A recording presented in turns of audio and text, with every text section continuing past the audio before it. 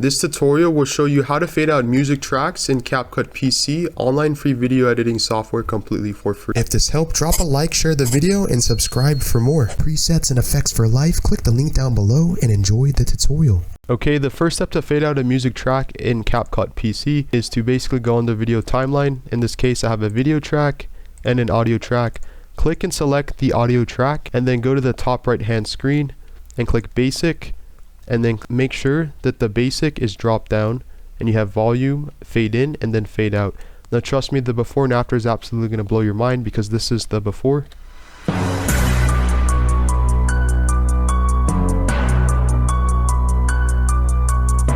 Okay, so click and select your audio track and then again go to the top right hand screen, basic.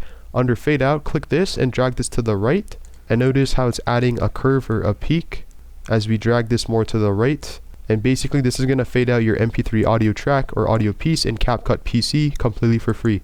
Or should I say, this is the after.